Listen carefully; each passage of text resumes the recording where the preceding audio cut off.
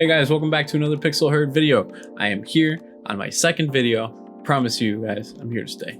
So I'm here with the always fabulous Technically Lil. He's with us here, and tonight we're going to be talking about Google Stadia because there's always something to criticize about Google Stadia because Google Stadia, bad idea. Anyways. I mean, who could have seen this coming? Who would have guessed? Who would have guessed we'd be talking about this in less than a year? No, actually, how long did it... Oh no, it launched late 2019, just over a year. It didn't publicly launch though. It publicly launched what, in February? March of last year? Yes. Something like that. I don't know. I don't know. There was like the backer launch in November of 2019, and then the full launch was in I think March of 2020. So we are less than a year from its full launch, if my memory serves me correctly. Yeah. And I'm pretty sure us and everyone else on the planet of Earth agreed that this was never going to work because it's been tried before, and the same reasons it failed every other time is the same reason it's failing again for Google Stadia. I don't think it's so much the technology at this point. I think the technology has caught up to an extent. You can now cloud play games with very little latency, and if you're not in like a competitive setting, for the most part, it will become irrelevant. Like, it's not enough latency to really bother you, from my understanding. But in a competitive environment, it's never going to work. That being said, people like having their own hardware. That's never going to change. And I think this is it was a good attempt at making people not have to spend a couple $1,000s to get a next level PC. But no. Yeah, I mean, I think Google Stadia pretty much lived and died on its public perception because although, as we say, some people were like, my internet probably be really good for Stadia. I could probably use Stadia in my place and have a really good service. Like, I wouldn't have any problems I wouldn't have thought. Like, I've got fiber into my front door, you know, I have like a nothing millisecond ping everywhere, you know, so I could probably use it really well. But when they have it in conventions to be tested out and tried and shown, and people are filming it and people going, press, like an hour later, like, that's the thing. I remember even though it's video. that could have only happened once that day. That could be the one time it went wrong. But if it does do that, that technology is doomed because that's all everyone talks about. So I don't feel like Stadia probably is as bad as the perception, but again, perception is what carries and ultimately kills products like these.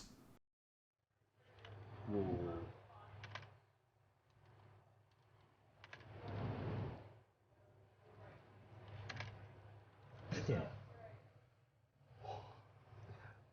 I can't even look around.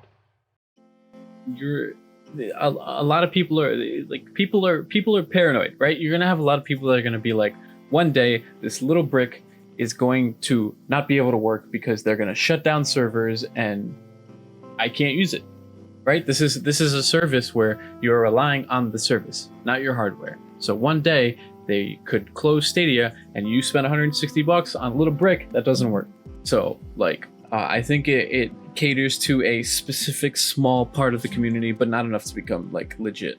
As it turns out, Google had their own game development part of the team, and they were working on first-party titles, and now they are not. That's one way of putting it. Yeah.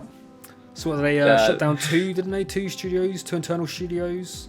2 studios producing exclusive game titles from Google are now gone without anything. Like, I never saw an alpha, any sort of teaser.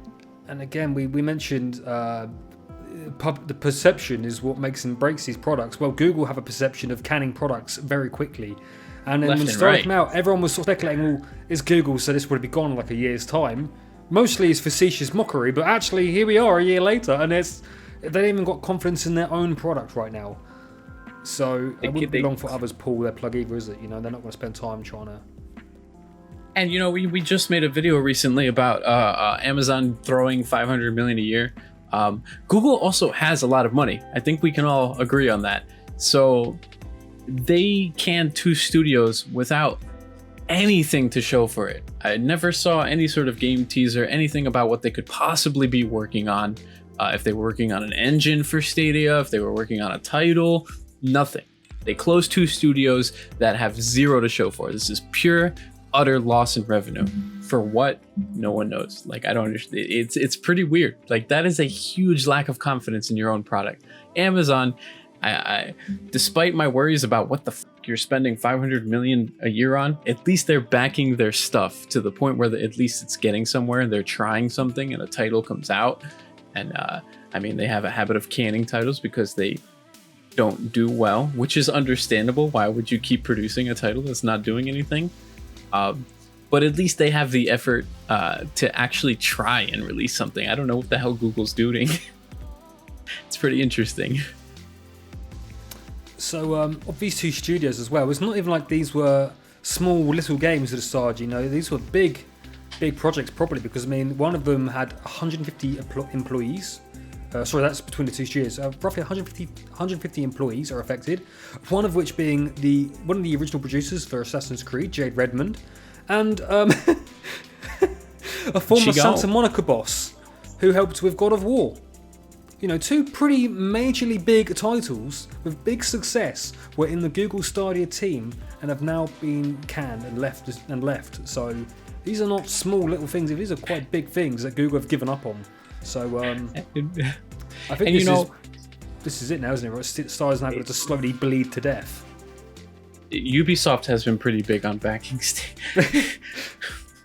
It's about it. Like, there's no one that's really given them much confidence in yes, their technology works. Yes, we're going to back it. It's never been there. So it really seemed like it was always destined to fail, especially when you compare it to a technology like PS Now that Sony has, and the vast library that is available if you have that. And it's not a big deal if that shuts down one day because you still have your goddamn PlayStation. So like, I don't know. There's another barb as well on this rose thorn, shall we say, whereas not only was the technology down to perception, which is probably outdated and it actually probably was fine, but also, if you recall, things like PlayStation Now, you pay a subscription and you can play the games. With Stadia, you pay for a subscription, but you still have to pay on top of that for the games as well. Buy the games. That was never gonna work. I feel like that was probably actually the biggest influencer here for what has gone wrong, because how can people pay monthly for the privilege of buying games? What? Basically, you're renting a console that is not in your house and gives you latency. Go to what's that store?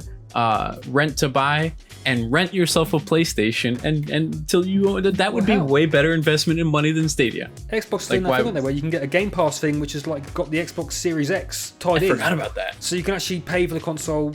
Is like part of the Game Pass, basically.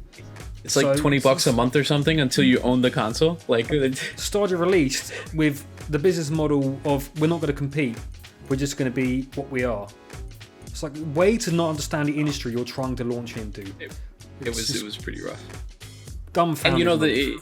And here's the other part of it. Like, developers don't really back it either in that respect, where you can because. PlayStation Now works really well because it has a lot of first-party titles and a lot of titles that are exclusive and such, and obviously it has Sony, which is a tried and true producer of video games and consoles and such, right? So you put a title on PS Now, you're most likely going to get a cut from Sony. Like, you're probably not losing money by putting a title on PS Now, versus where they're trying to do here, where you have to buy a title on a rented console. And if you try and do otherwise, the developers don't back you, because NVIDIA had their NVIDIA GeForce Now or something. Now, yeah. And they had the model where if you own the game, you can play it on GeForce Now. You don't have to buy it twice. And developers were yanking their titles off of GeForce Now. There's a lot of games that are not there anymore. So like, even if they wanted to try that business model, it still probably would have failed, because developers won't back it unless you're a tried and true platform like PlayStation or Sony. You know, like, it's not gonna happen. Yeah. Or Xbox with their Game Pass. Like, if you're not on Xbox Game Pass or PlayStation Now, you're not gonna get on a subscription-based game. And Stadia is included in that. So if you want to buy a Stadia, you also got to buy the games. Logical, isn't it? I think the only thing Stadia had going for it, from a PC gamer's perspective, is that it gives you cross progression. Like if I have one in my living room, it's one of my main pet peeves about Division 2. Now, obviously Ubisoft are good for Stadia. The Division 2, I have it on PC, I have it on PlayStation. They don't cross progress. Very annoying. Really bugs me. If they put cross progression on it, I'd be well happy, but they don't. But Stadia is technically PC. It's just streamed, so you have cross progression. That's one of the only benefits it really had was cross progression and cross play with PC. I've read about people enjoying that, for Elder Scrolls Online. You know, you play at your PC and then you bring your Stadia on your TV or wherever the hell you want, and you can play your PC progress. Like that is definitely a benefit. But is that enough to spend?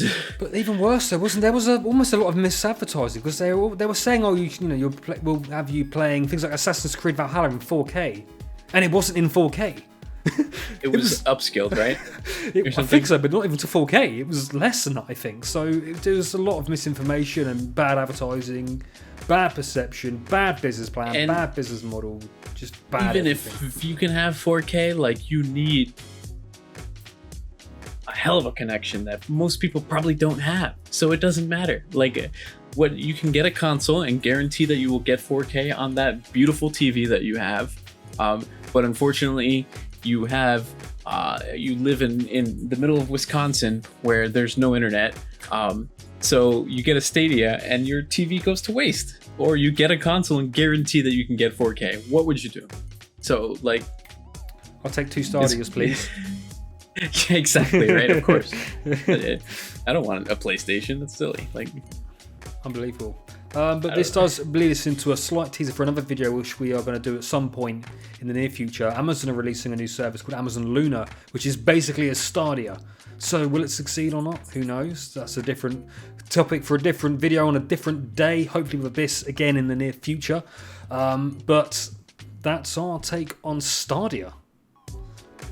Let us guys know what you think in the comment section below. Like, do you think Stadia has a chance? Do you think it will not just disappear?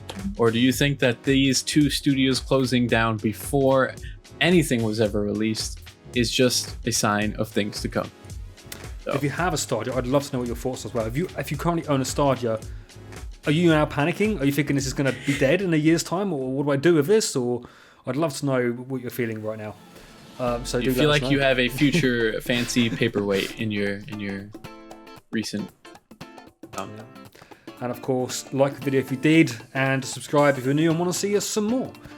And until next time, you guys have a wonderful night. Goodbye.